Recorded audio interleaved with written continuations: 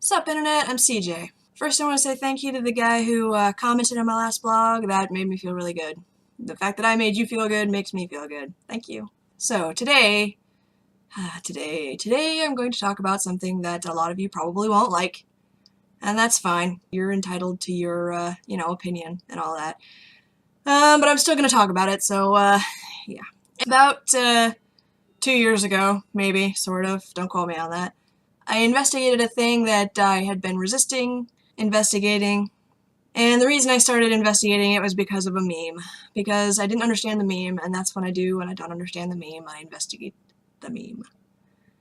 And it was, the meme turned out to be Derpy Hooves, who is fucking adorable. Pardon my F-bomb. Yes, so that means I went to YouTube, and I watched the, first 2 episodes, the opening 2-parter of, My Little Pony, Friendship is Magic. Man, that title. I was one of those girls who, being a girl is the worst possible thing that you could ever be in America.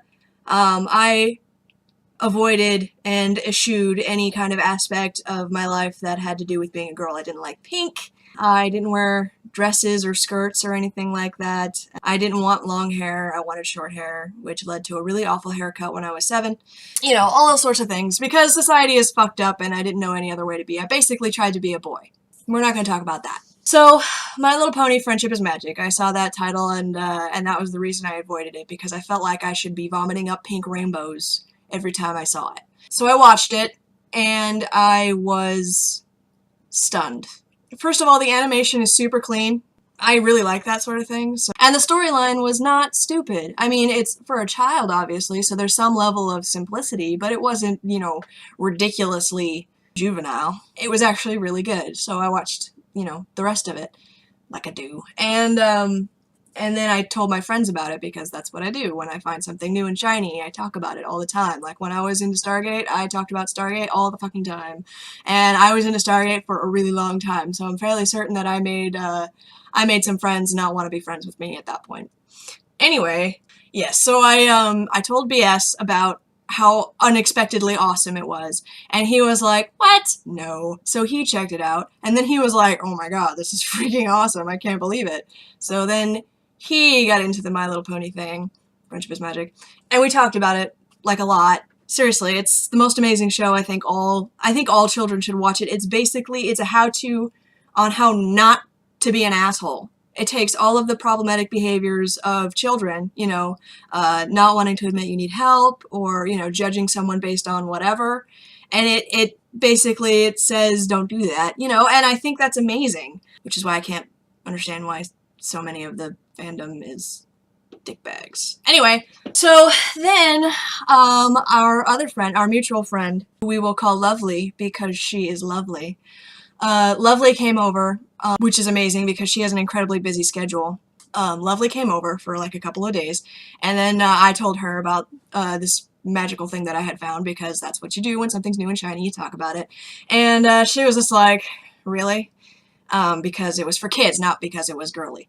She likes girly things, and that's cool. So I showed it to Lovely, and she was like, oh my god, this is freaking amazing.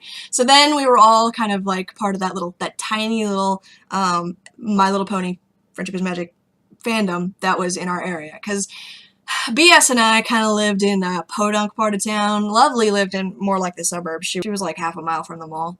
She's super fashionable, she's very pretty, and I can't believe she ever hung out with us losers. We would talk about it, and we would discuss which of the main 6 we were, which is amazing, because, BS is super accepting of a lot of things, he's not gay, and he's not effeminate. Not that that's a bad thing, if you are. I think he's what you'd call, metrosexual. He's in touch with, like, pretty much all aspects of himself, and he's super into grooming himself, not other people. That's gross. Well, I mean, unless you have consent. Yeah, he likes to keep his appearance tidy, and he cares about what he looks like, which is why, for the longest time, he was so totally rarity. But we would discuss which of the main 6 we were, like you do, and, I would explore the fandom and everything, which is how I heard a term that you may have, heard before, brony, which I think is the most fantastic word. I mean, obviously there's some problems with it because, you know, guys feel the need to dominate a fandom that is mostly for girls, actually. It was specifically targeting young girls. That's why all the main characters are, you know, girls. Anyway, but yeah, brony. I just love that word because, well, I like puns, you know, or, you know, that thing where you make two words into one word, like snark is, you know, snide remark, and, you know, smexy is smart and sexy, you know. Yeah, I heard the word brony, and I thought that was fantastic. And Pegasister I thought was reaching because, you know, the guys were trying to take over our fandom completely, so we had to fight back somehow, and you know, I understand that whole boiling pot of whatever. Controversial. Anyway, while I was searching for super cool art, I found a bunch of awesome pictures. Like, there was one where somebody, it was like they took My Little Pony and aliens, and that was pretty cool. And then there was one where Applejack, Rainbow Dash, and Pinkie Pie, I think Twilight Sparkle is there too. They were all dressed up as the Musketeers, and that's super awesome. I have that somewhere, and I don't know who did it, because I was in that place where I was just taking pictures because I liked them. I'm sorry. But then I came across a word that I will tell you now, and then I will come back to it. Clopper. And then I found out what it meant, and I was disgusted, and I'll come back to that in a bit. So, my friends and I, we really liked the show. I mean, it didn't become a central part of our lives, but we did talk about it a lot because it was awesome. And we even went to Comic-Con dressed as human versions, well, sort of human versions of the characters. We were going to do tails and ears, but the ears became too complicated, so we just did tails. I did Rainbow Dash because that's who I identify as, and then Lovely did Pinkie Pie, which is so totally appropriate. She's absolutely Pinkie Pie, and it's amazing. And then BS went as Twilight Sparkle, which is super awesome. For my costume, I went to like Party City or the equivalent, and I got one of those cheap plastic rainbow colored wigs. I got two of them actually, and I wore one on the top of my head, obviously, and I had to brush it out because it was like super snarled, because, you know, when the plastic, you know, and it gets all tangled up and whatever. And I kept it secured to my head by wearing one of my Supergirl baseball hats backwards. That was pretty cool. And it kind of matched because she's blue and it's blue and whatever. Anyway, I wore a blue t-shirt and my jean jacket, and I had old jeans that I used one of those rotary knives, and I did horizontal rips from the tops of my thighs to the ankles, and then front and back. And then I wore camouflage leggings under them. Grayscale camouflage leggings, and then I did the cutie marks on the back pockets with that puffy glue stuff, the colored, you know. Lovely wore a 50 Styles pink dress with a white blouse and these cute boots. She was adorable. Like, ugh. Wore black slacks and a purple button-down shirt. We were gonna get him like a Argyle sweater vest too, but we couldn't find an Argyle sweater vest. And a tie that was purple, and I think he got it at Etsy or something, and it had Twilight Sparkle's cutie mark on it. That's where he got his cutie mark. And for his hair, he couldn't dye it because it's super dark, and I think he would have to bleach it first. And anyway, his dad is a super heterosexual dude bro, and super homophobic. So he couldn't dye his hair, otherwise he would get kicked out of his house. Anyway, we got two hair extensions, like blonde hair extensions, and then Lovely's Nana is a hairdresser, so Nana dyed one of them pink and then dyed one of them purple, so that he'd be wearing Twilight Sparkle's hair colors. We got him a tail too, but it was I wish we'd bought the one that was more expensive, because the one that we got was crap. Anyway, so we went to Comic-Con, and there were a couple of people when we first got there who were like, yeah, bronies. But everyone else was super awesome. And it was, you know, there were a couple other Rainbow Dashes, and there were a couple other Pinkie Pies, and it was still pretty cool.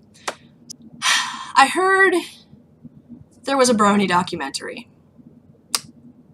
I'm not going to watch it. I have no desire to watch it at all, because I've heard awful, awful things about it. The thing is, it's not an accurate representation of bronies at all, and I'll tell you why.